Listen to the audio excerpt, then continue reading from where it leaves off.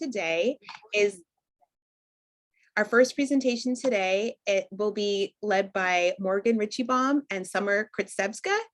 And the title of their presentation is Non-traditional resources as a tool for emphasizing the tension between relevance, context, and meaning in the post-COVID classroom. So without further ado, looking forward to your presentation. Thank you. Thanks, everyone. I'm going to go ahead and share my screen, get everything set up here, my 5 million windows. You all set? All right, how are we looking? I know we can see my tabs, but everything else looking good? Yeah, can you hear me? Yep, I can hear you, so ready to go. Well, hi, everyone. Thank you for joining us for our presentation titled Non-Traditional Resources as a Tool for Emphasizing Tension, Context, and Meaning in the Post-COVID Classroom. My name is Summer Krstevska. I am one of the business librarians at Wake Forest University in Winston-Salem, North Carolina. I'm very excited to be here. I'm joined by my colleague who I will let introduce herself. Hi, everyone. I am Morgan Ritchie-Baum. I joined Summer in the Wake Forest University School of Business as the Business and Social Science librarian. So excited to be here and to see so many lovely faces and familiar names. So today we are going to be discussing the value we see in regularly using non-traditional sources and traditional academic sources of information in tandem in library instruction. We're going to outline some strategies for using both non-traditional and traditional business information sources together in the classroom, with a focus on how we try to help students draw conclusions and navigate ambiguous and subjective topics and sources. So where did this kind of all begin?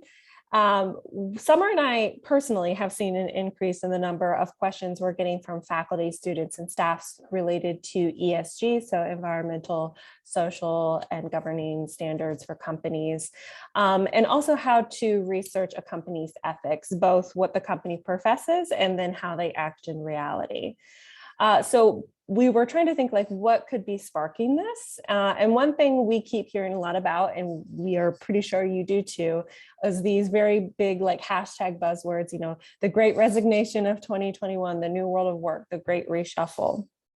And we think there's a connection there. As many of our students prepare to enter the workforce, they're asking themselves, who do I want to work for? I think more and more they want to work for something that they feel has meaning. And when they're informing themselves about their potential employers, they're oftentimes using these non-academic resources, things like YouTube, TikTok, Instagram, etc. So this inspired Summer and I to co-create a research class we are calling Breaking Down Bad. We're both fans of the show, if you can't tell. So we're going to be teaching this for the first time in spring. And so we're going to ask students to select a company from a quote unquote controversial industry and research that company from a variety of perspectives in order to present a well-researched brief indicating whether they believe the company is good or bad and why. And we're really going to be encouraging them to seek out both library and non-traditional sources of information, see how they differ, see how they supplement one another. Is one actually better than the other? And so this is one reason we're really excited to speak to you all today to help get some feedback on this approach and the anticipated exercise. So to begin with, we're going to try and make this as interactive as possible. So in the chat, Summer should be dropping the link to a Menti poll. And we want to hear from you. How do you define non-traditional sources? And I hope it works. Oh, there we go. Okay. Social media. Yeah.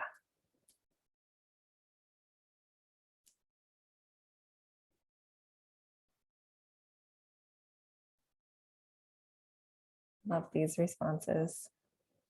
Also, Mentimeter is the best. Not articles. I like that one. No review process. Podcasts. Yes, love that one. found data. I see that one in the chat, Lou Marie. Oh, that's okay.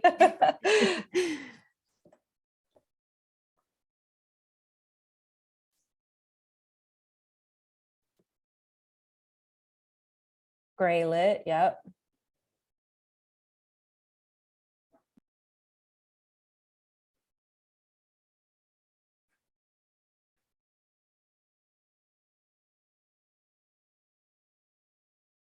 All right, I think we're slowing down here. Oh, got a few more coming through. Oral, I like that one.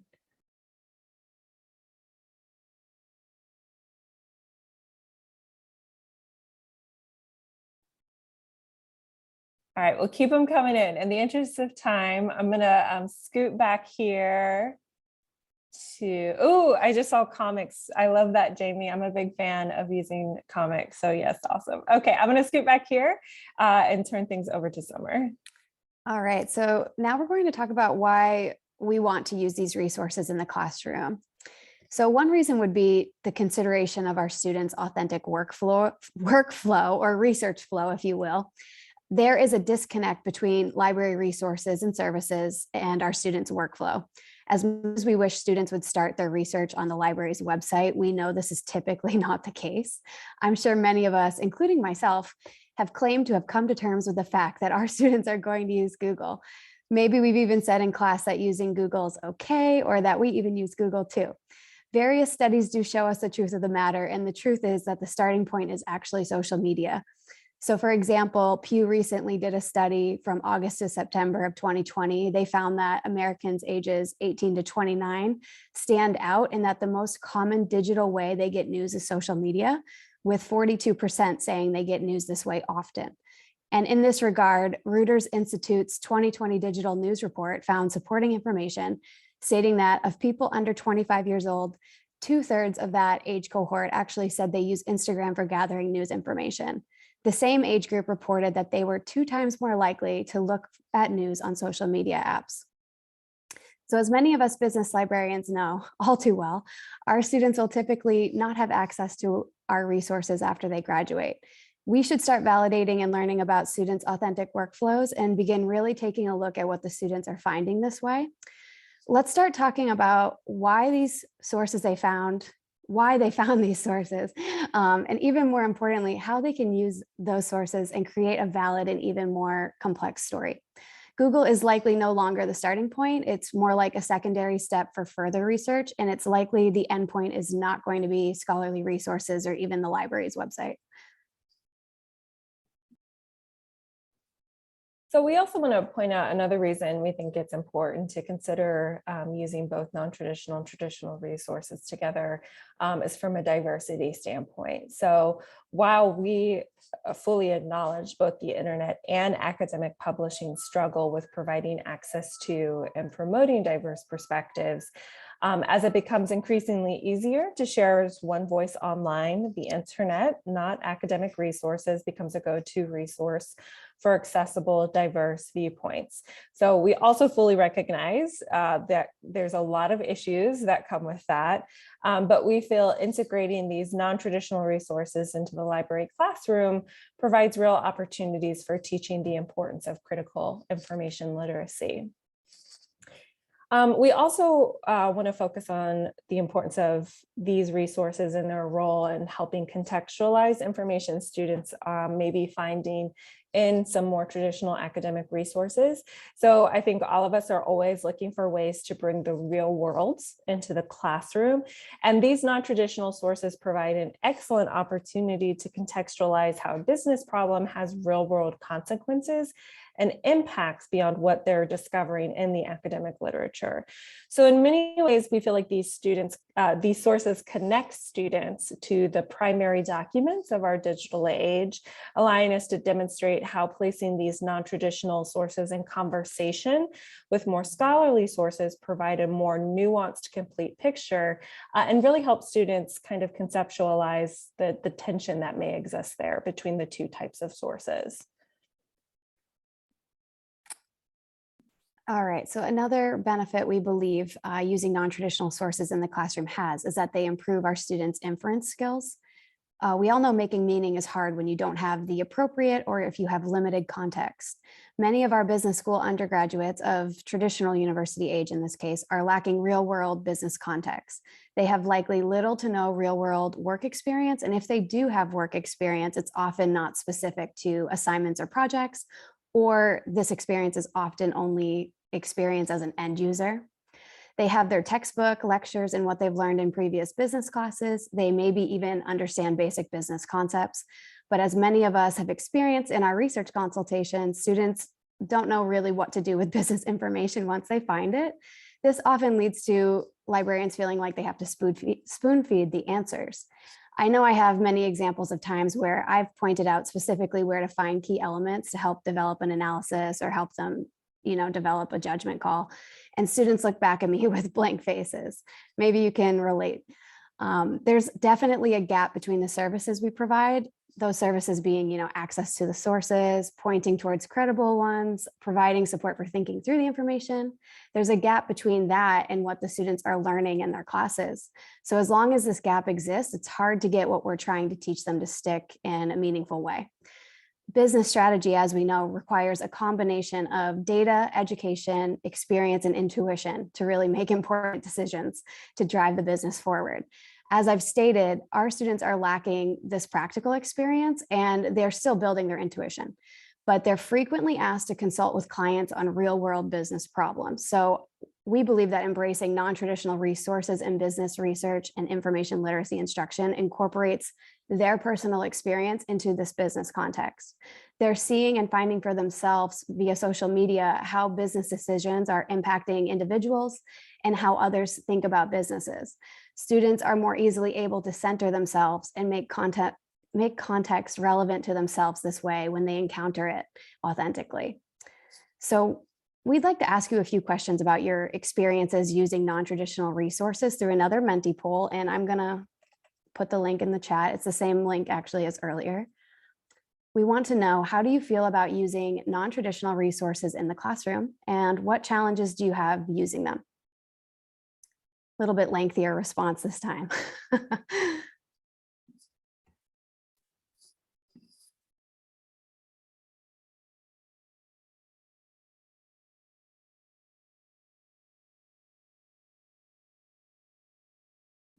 Yeah, faculty, that's interesting. Faculty pushback. I feel like at least at Wake Forest, our faculty are telling Morgan and I not to show students, academic articles.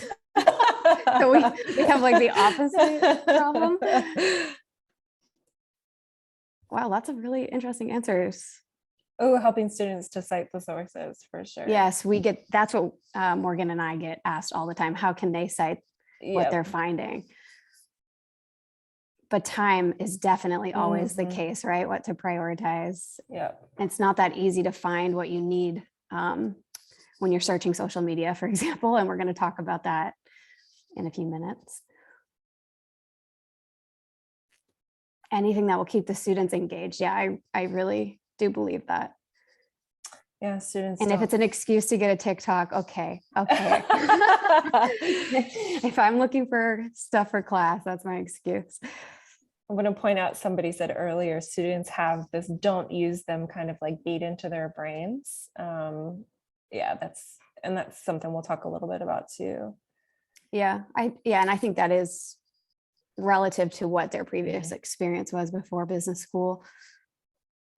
Oh, that's interesting. Angel in the chat put she has a colleague using TikTok for infolit stuff. That sounds interesting.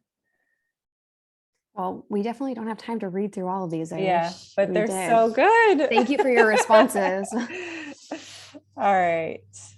So now, like I mentioned, we're going to actually give you some suggestions to help find and incorporate these non-traditional sources in the classroom. Many of you mentioned it's a struggle to find them, and I completely agree. And I've recently come across some really cool tools. I'm just going to highlight 3 of them that are listed here. The first one on the left side, Listen Now. This is an easy way to search for podcasts by topic or person. You can clip sections, create your own playlist, and you can even search their metadata to do even more in-depth searches of podcasts. So for example, by listener score, genre, publisher. I really like this. I'm a big podcast fan. And if you use Spotify or Apple, it's not that easy to search, or even through Google to search for podcasts.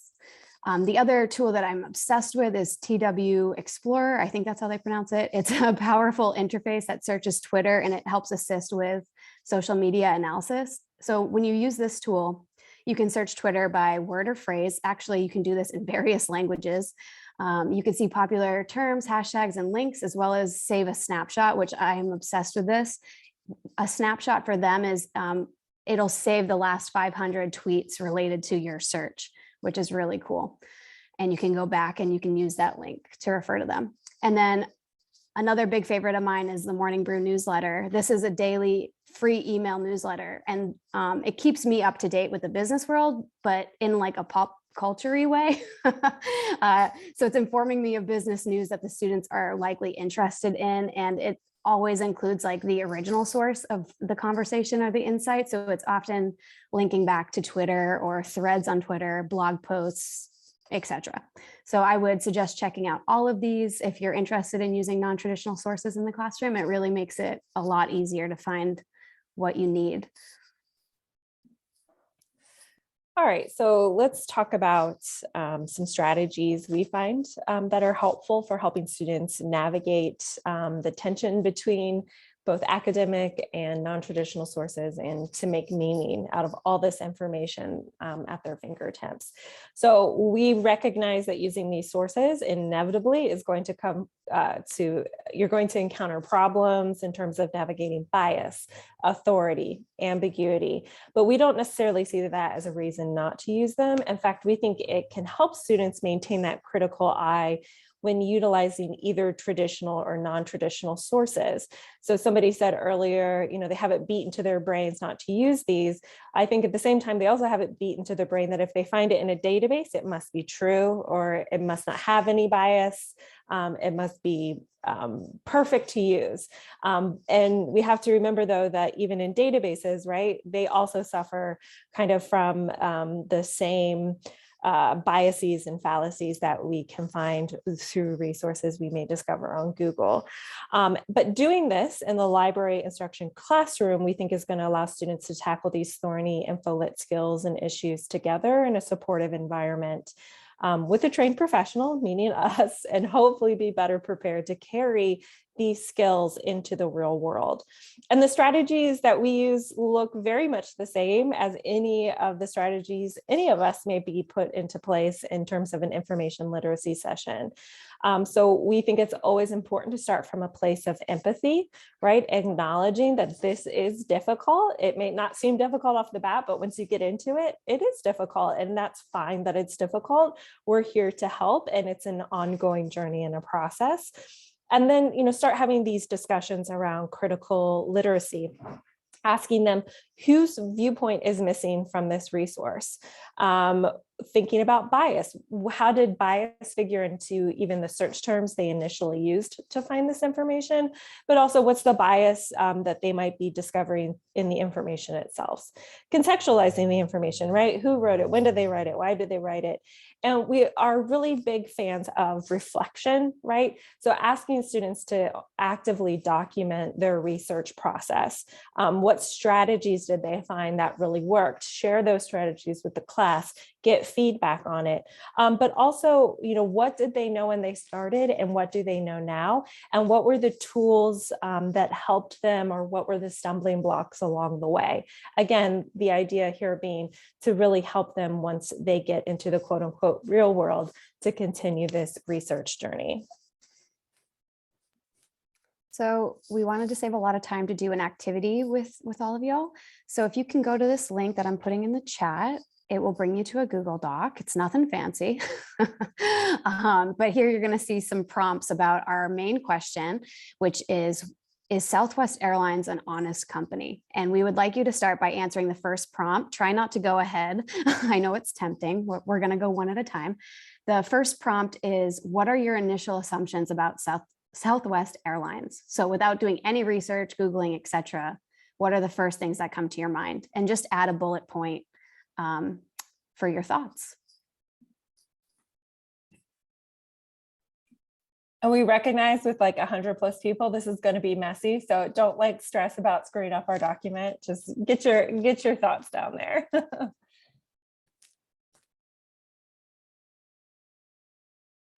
I didn't know that fact about their ticker. Yeah, I just saw that too. That's awesome. Whoever shared that, thank you.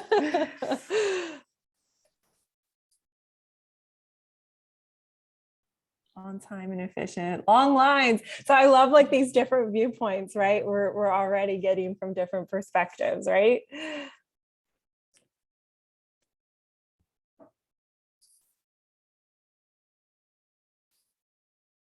It's moving so fast. I know.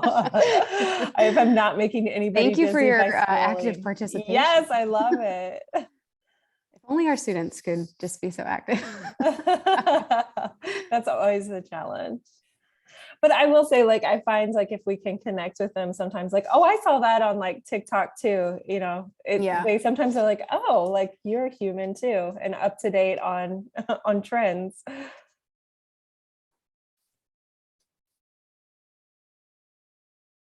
I've heard things that concern me. Okay, this is Yes. good. We have Yes. a variety here. All right, so feel free to keep putting those in, but we're going to ask you to turn to this second question here.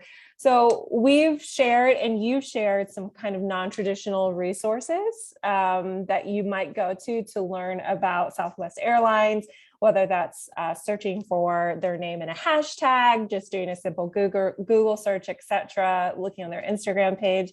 Go ahead and just take some time, think about some resources, some non-traditional resources you might turn to find some information about them. And I will give you a little extra time here if you want to even try and hop on some of those resources and maybe pull anything, whether it's a URL link or a quote that you think is of interest to you. So whether that challenges your initial assumption or confirms it. Oh, I like that online forums for specialized groups. I didn't even think about that for travel. That's great.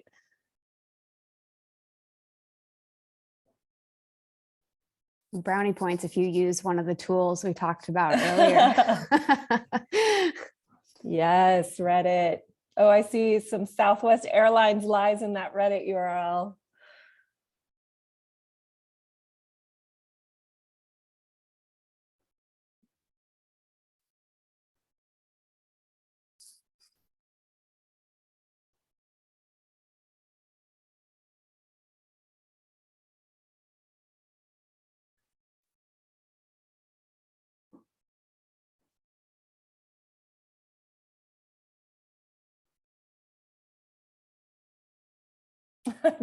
Yeah. Jamie, I just saw, yeah, be wary, Jamie. I just saw your chat.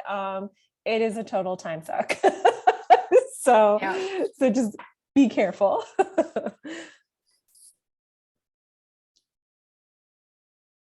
They have gift books. Interesting. I did not know that. What's a gift book? I don't even know. You'll have to look that up because I'll move the entire presentation if I do it. I will be deciding if I watch Hell's Kitchen or 2 hours of this TikTok. I love that. Well, it seems like we have some specifics here. Brownie points given to anyone who gave us a specific link to a resource. You are winning today. Feel free to keep brainstorming non-traditional resources. If you feel you've finished that part, you can move on to the next prompt, which is just to brainstorm, or if you have time to further explore that resource you've brainstormed, but this time a library or an academic resource to help come to a fuller, more complex conclusion about your company, about the company's character. Sorry, not your company, about Southwest Airlines character.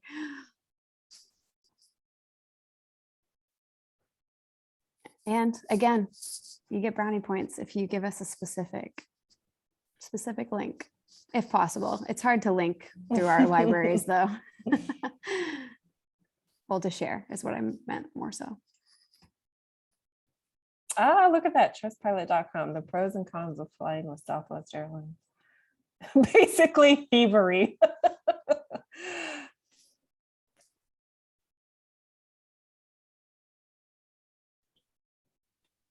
And remember, we're trying to decide if they're honest or not. We're not just looking at the company in general, like if they're a good or bad company. Yes, I love that somebody pointed out Nexus Uni. I actually forgot that in Nexus Uni, you can search specifically for negative news. And students loved that as an option.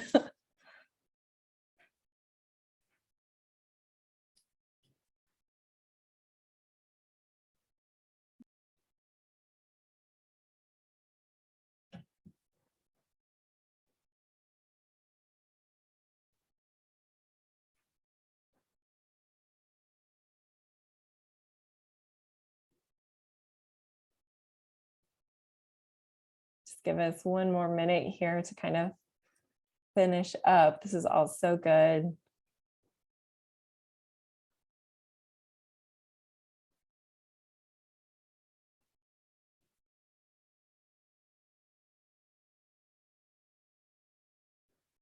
All right, so we're going to go on to the 4th out of 5 questions. So just for those of you that have been able to maybe dig into both sides of this, right, some non-traditional and some more traditional sources, have your assumptions about Southwest Airlines been changed or challenged? And what kind of conclusion have you come to about Southwest Airlines? Obviously, we know it's hard to make a conclusion in 5 minutes. But especially doing this in a group setting, you're going to have opportunities for students to share different perspectives and different resources, and to hopefully get some discussion started about the nature of information and how it's shared.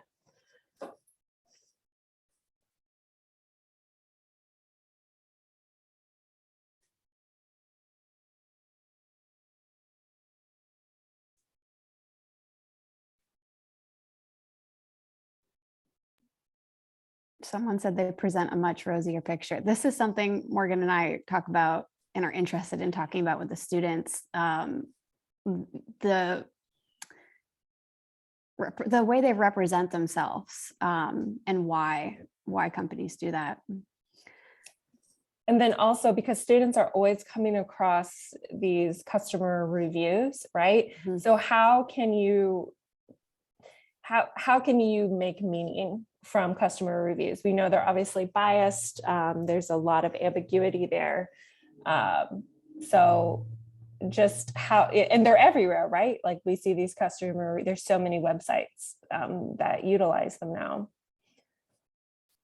I think people are trusting corporations less and less. So they're more likely almost to believe that person on TikTok versus the company, which is fine. But yeah, talking about how that changes their assumptions and why.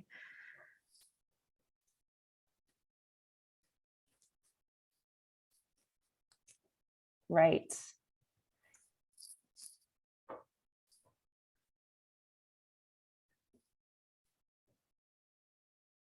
Yeah, and then tying all of this back into more credible or quote unquote credible or academic resources about the bias, right? Like why is there all of a sudden like a surge of reviews talking about vaccine requirements and what might be causing that?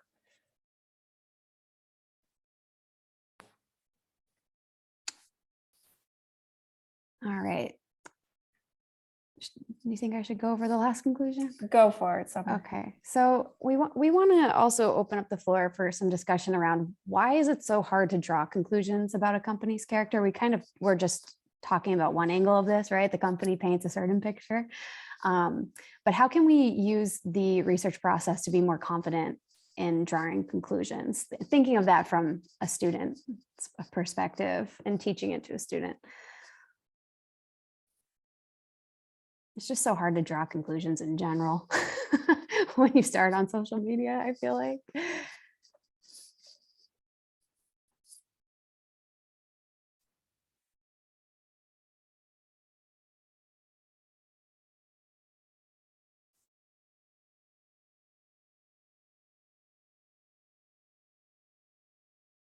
That's interesting. Company character is the employees and what actions and support the company gives them. So that's one thing we were running into when we were designing a similar activity, like finding the employees' perspectives. You can find people will kind of be like whistleblowers on TikTok. I mean, not to the extreme of an actual whistleblower, but they will say like what happened to them. And it's interesting once you find that, like, do you take it to heart? Does that change your mind about the company? To what extent? And I really love this. So many students are obsessed with getting the right answer. And I think that's a really big thing for Summer and I, is that there might not necessarily be a right answer, but they have to do enough research that they feel confident in their answer, but be willing to understand, again, research is a journey and that there's always more information coming out. And we want this to be a little bit difficult, right? So that they see, like, as more information is exposed, more information comes out, what we know evolves, right?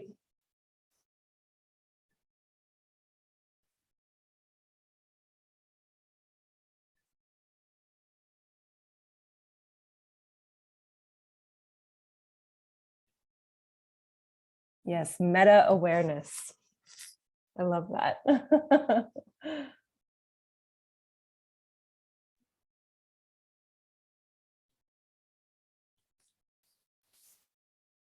Yeah, I think it's helping them navigate this scary process, right? There's always more information. At what point, as Morgan was saying, do you feel good about drawing a conclusion?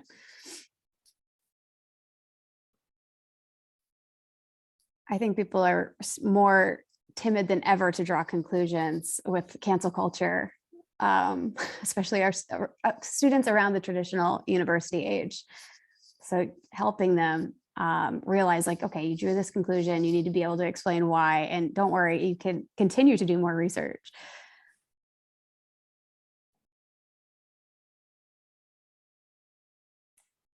All right, give it just one more minute here and we'll hop back on over to the slides. So much good stuff in here though.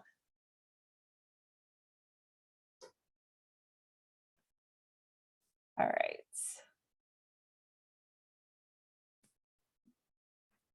So here are some examples of non-traditional resources that Morgan and I found. They're highlighting recently what happened with Southwest Airlines. They canceled like thousands of flights and they blamed it on the weather. But actually, with some further research, wading through these non-traditional sources, you find out that actually the employees were on strike. So here we have, a tweet from a news reporter, tweets from flight attendants of Southwest Airlines, a news story that was found via Instagram, and to complement it, we have found a few of Southwest's press releases, and of course the newer version of their press release. All of them help paint like a more complex story and show different perspectives on the issue, and I think they're all really important. Maybe some of y'all found these when you were doing your search, but we just wanted to show you some examples to round this all out.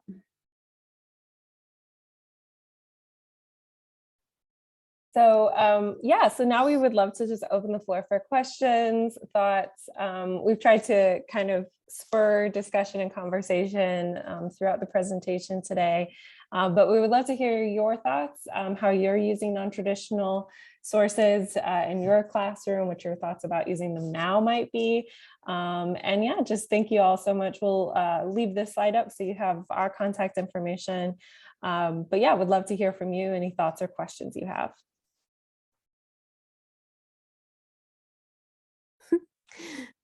Celia wrote, I have a question. Can I be in your class? Okay, that was really sweet of you. Hopefully it's going to be fun. Yes, yeah, fingers crossed. Number one priority. Nancy will join.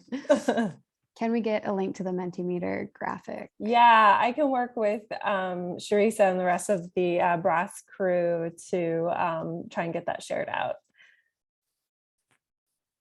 How many emails do you both as consider too many? Bring it on. We love the there's 2 of us. conversation. Yeah. Yes.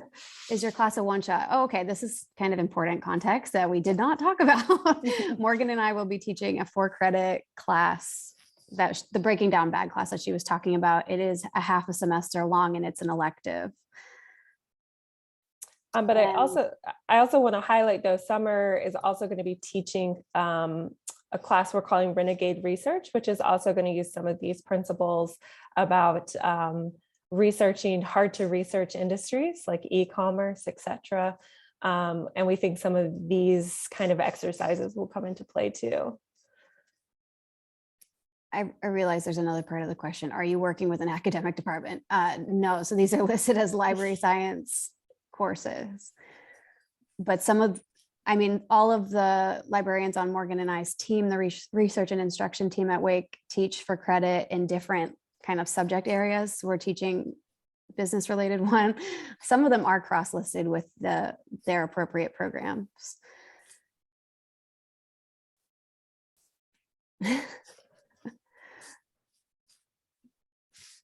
Maybe if I ever start a private research firm, Summer, I'll call it Renegade Research. Yeah. Well, Renegade Research will also focus on finding answers to business questions that have more than one answer. And again, building confidence in that. So it's similar to Breaking Down Bad, but a little bit less focused on industry. I've had good luck offering credit info lit classes through the Honors College. Oh, that's a great idea. Has anyone had a good or bad experience including non-traditional resources in the classroom?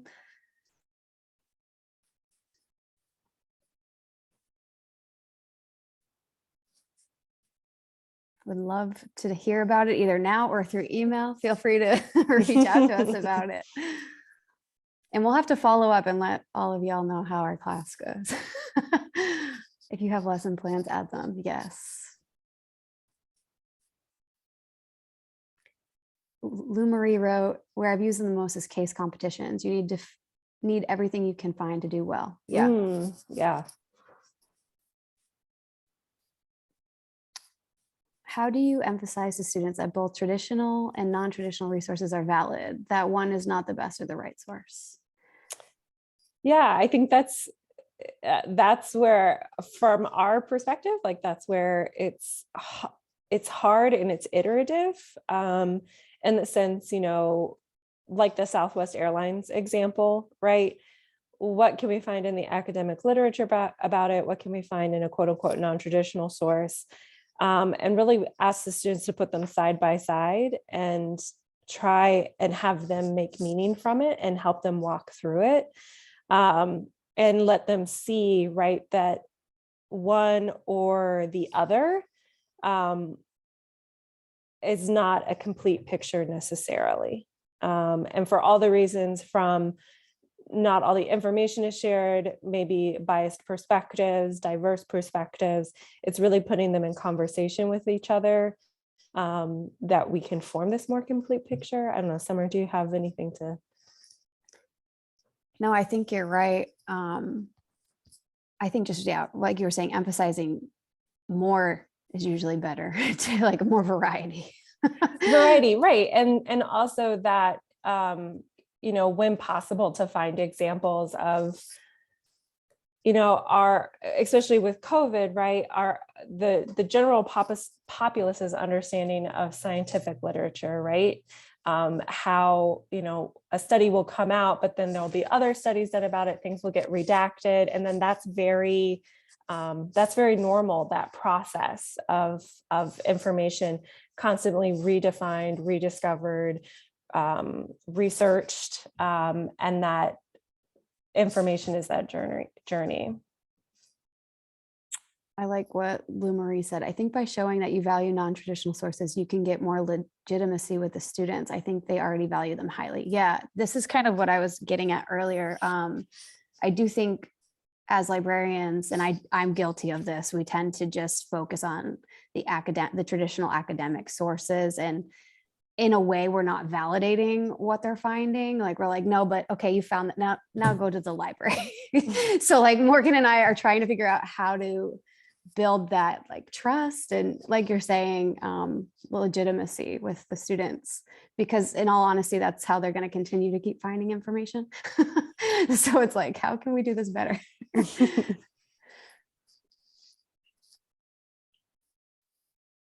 And I know we've just got a few more minutes left. Angel said, I'm wondering if you've thought about if this works by class level, freshmen versus seniors. We've been having some discussions about this with one of our colleagues who teaches our, we call it Lib 100, but it's like the base level library science class that's offered at Wake.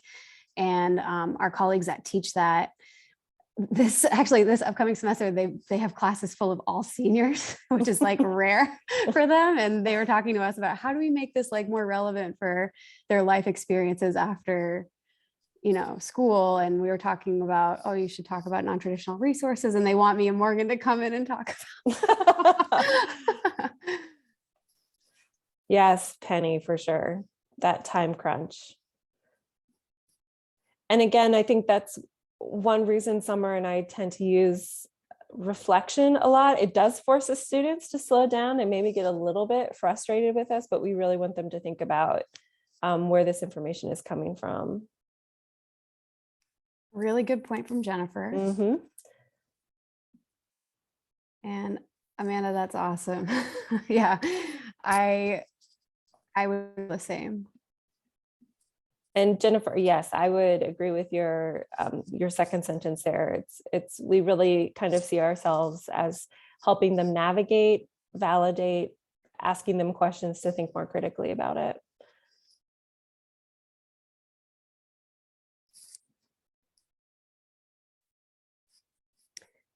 We have another comment, maybe a cross comparison of sources to look at intended audience and purpose. Yeah, I really feel strongly about this and the whole idea of press releases and public relations, and what does that do to our sources out there? And yeah, who owns big media? Actually, Angel mentioned this earlier, like media literacy. This is so like intersected, all these important skills, right? Media literacy, digital literacy, information literacy, etc. Awesome. Well, thank you all so much for these sweet comments, for engaging discussion and thoughts. Like I said, I will work with our brass folks to get you the Mentimeter visualizations and information. Just thank you all so much. We really appreciate and look forward to hearing from you as well. Yeah, and please reach out to us if you want to talk more about this. Thanks for listening.